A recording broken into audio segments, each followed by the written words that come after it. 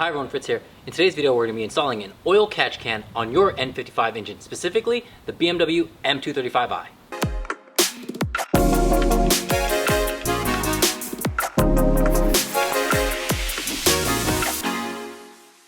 Now today's video we're going to be working on an M235i, but this is good for any N55 motor.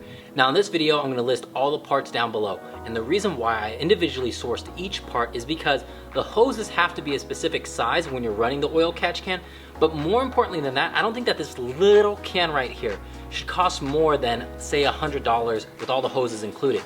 There are kits out there running $200 or $300, and if you want something that is direct fit with a hanger and all that other stuff, and by all means, go ahead and get those kits. I think the one from Turner Motorsports is actually a really good design, but I couldn't see myself paying $200 for a can that holds oil when I could just source all the parts myself. Now, other than the oil catch can, you are going to need a silicone hose that is specifically meant as a heater hose. And this hose should be about 3/4 of an inch or 19 millimeters. 19 millimeters is preferred because 3/4 of an inch does not exactly line up with the 19 millimeter inlet of this oil catch can. And it is very important that this oil catch can has an inlet of 19 millimeters to feed the hose, because we have to reuse some of the connection points in the BMW that will feed into a 19 millimeter or a 3/4 of an inch.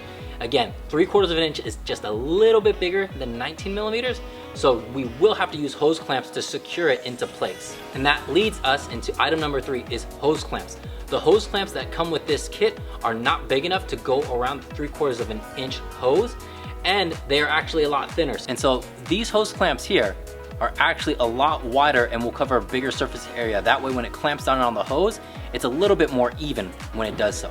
Another thing that we're gonna need is some plumber's tape. This is what we're going to use when we thread in our inlet hose in order to make sure that there's no gaps in the thread and that we have a closed system here. Now the next thing that we need is this plastic nut from BMW.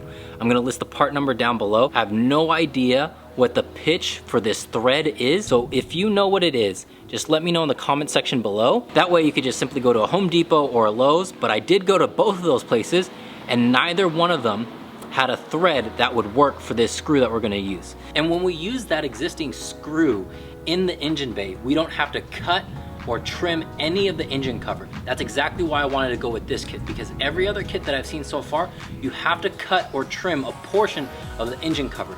And the last thing that you're gonna need is gonna be super useful, because one of the torque screws is in a very tight place, is this 90-degree drill extension with an additional extension for your drill. Now the first thing that we have to do is pop the hood of the car.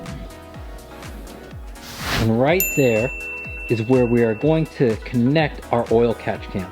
So firstly, just lift up on the engine cover here. Now with the threads on, if you want, remove the baffle. This is what the air is going to pass through before it goes through the outlet portion of the catch can. In order to make this a little bit more effective, because so you can see that we have all this hollow space here, we can just take some steel wool here and cut out a portion of it and then just stuff it into the baffle before putting it onto the underside of the top of the oil catch can. And then in order to secure the oil catch can to that nut over there, we have to back out the threads on the oil catch can clip, insert the BMW specific plastic nut on the top hole here. Now what we can do is place that in to the screw up here. And if you need some help just threading it in initially, you can do it on the side here.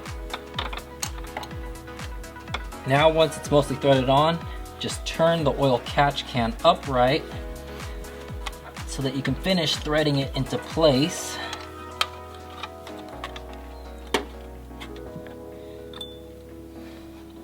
Once the oil catch can is fully threaded on, you can secure the bottom portion of it.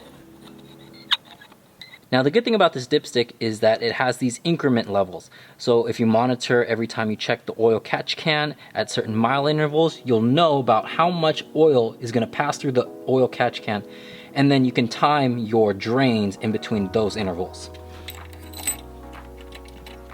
The next thing that we have to do is disconnect this hose, and the way that we do that is with a pick tool to simply lift up on the clips here, and they are a little sensitive, so don't use too much pressure. Just pull it out as you lift up on the clips. Sometimes they will re-engage. Just be very gentle as you use the pick tool in order to pull it out.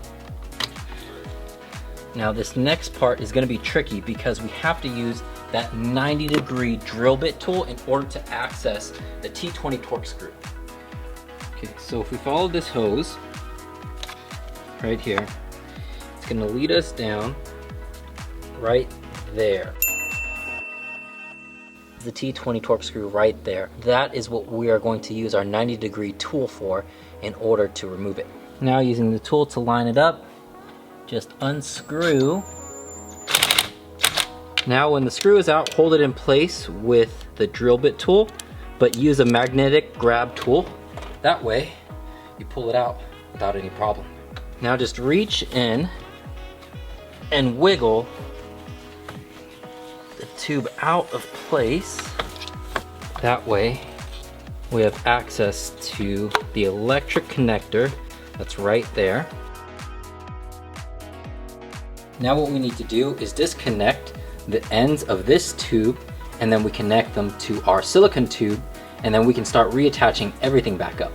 In order to remove these end connections, just slide off this heat guard here. And if you want, you could even use this for the silicone hose that's gonna go underneath the engine cover. Now in order to release this end, we just have to cut this hose using a knife. In order to release it, it comes off just like that. And as you can see, there is some oil there. So we do have some oil that's going on the intake valves. Do the same thing on the side that feeds into the intake. Use your knife, cut down, cut down again. We should be able to twist it free. And as you can see, there's still oil there too. So definitely an oil catch can will be needed. We just don't know how much oil we're losing right now. Now the silicone hosing that's going to go on top of the engine bay, the one with the 4 prongs, you should cut this to about 14 inches. If you want to, you can give yourself an extra inch or 2. That way you make sure that you have enough before you fully cut it. The one that's gonna go into the intake portion, this one over here, you want this to be about 18 inches. Once you've cut it, slide on the hose clamps in order to secure it into place. But the good thing here is that these hose clamps are really just for reassurance, because the fitting for the 3/4 inch tubing that I have here is actually a whole lot tighter than the 19mm for the oil catch can. If I had less of these hose clamps, I would honestly not use it here, but I would definitely use it on the oil catch can portion of it. Looks good. We will go ahead and use it for the other side. Put it on, just tighten this one down. Now that we have this attached to our heater hose, we can go ahead and reconnect it and feed it back down into the inlet. Okay. Okay, this is by far the hardest screw I've ever had to put in. So what I've done is just put a little bit of painter's tape, attach it to the 90-degree drill bit.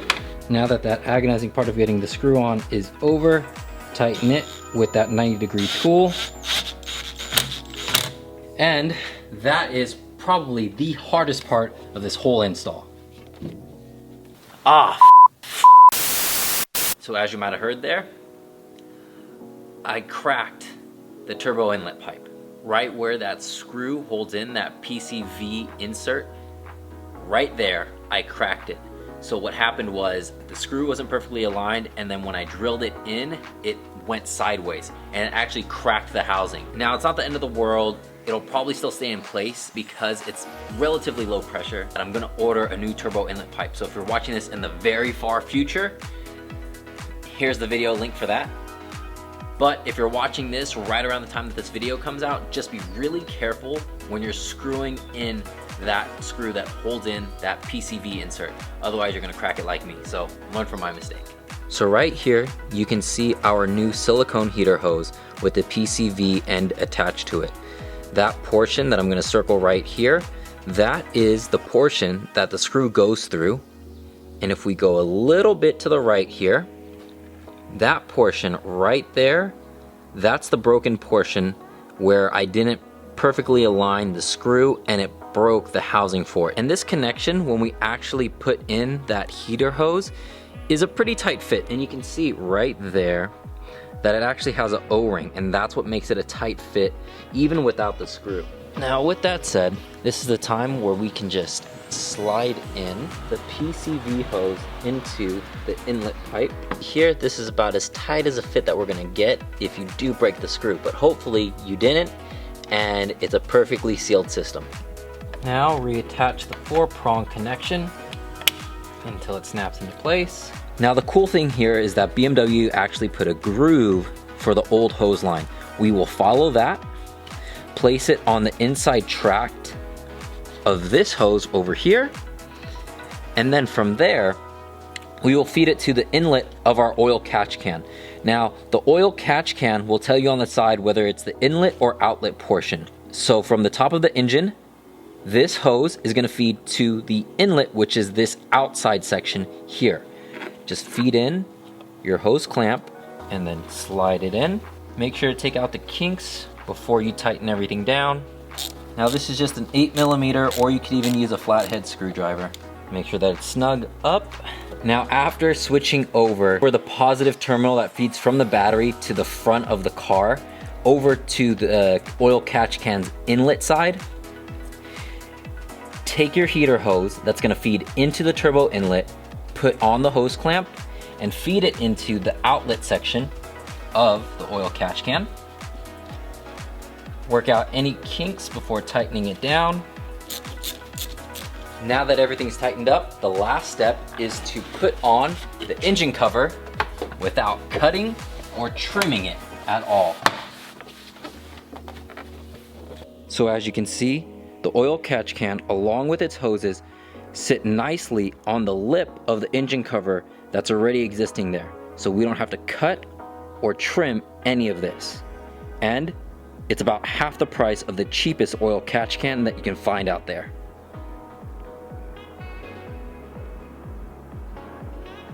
And just like that, you've installed your own DIY oil catch can on your n55 BMW. Hopefully you're more diligent than me and you did it without cracking your turbo inlet pipe. But if you did, I'm gonna leave a link for the same turbo inlet pipe that I'm going to get to replace this one. The biggest thing with this install is just taking your time with that screw and making sure that the oil catch can has adapters that are about 19mm, and then to buy the appropriate hoses to feed into the opposite ends. I'm gonna leave the links for everything else that I used in this video, all the tools, the oil catch can, the hoses, all that stuff in the description as well. If you have any questions, leave it for me in the comment section below, and I'll see you in the next video.